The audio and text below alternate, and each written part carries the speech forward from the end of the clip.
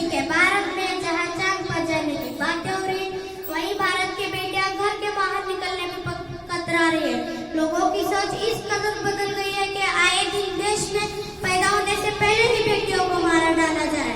मुझे तो कभी कभी यूं महसूस होता है, वो बच्ची जिसे पैदा होने से पहले ही मारा डाला जाए, उसकी रूह आग करती है और कहती है, ऐ माँ सुन जरा, तू तो मेरी माँ, माँ भक्ति का सागर, माँ ममता की धारा, फिर क्यों माँ क्यों क्यों तूने ही मुझे मारा।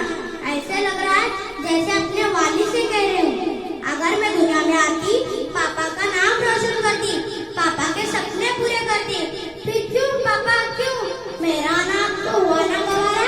बेटियों की पैदाइश पर दिल छोटा करने वालों सुन लो, अगर बेटी है होगी तो रसूलुल्लाह पाक का आंगन चार चार गलियों से ना महकता।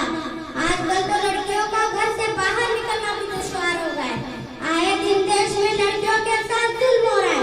आप अपनी बेटी को यह सिखाने के बजाय कि बाहर कोई लड़का बदगरी करे उसे नजरअंदाज कर देना, आप अपने राजा बेटे को समझाओ, बाहर जाओ तो हमारी इज्जत का पास रखना, किसी भी लड़के के साथ बदतमीजी ना करना।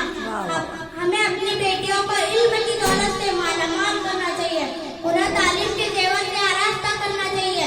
बेटियां पढ़ लिख कर दो खानदानों का नाम ऊंचा कर सकती है, आने वाली नस्लों को मेरी तालीम दे सकती है। मुझे कोई ऐसा शोबा या फील्ड बताओ जहां लड़कियों ने अपना नाम रोशन ना किया हो। लड़कियां बड़े बड़े कंपनियों में CEO के अहदे पर फाइज है, पायलट है तो रिक्शा भी चला सकती है, उस्तादनी बनकर समाज को अच्छे शहरी दे सकती है। लड़कियां सच्चे दिल और लगन के साथ काम करती है, बेहतर तरीके से करती है। शायर मुर्शिद अल्लामा इकबाल औरत को तमद्दुन की जड़ करार देते हैं।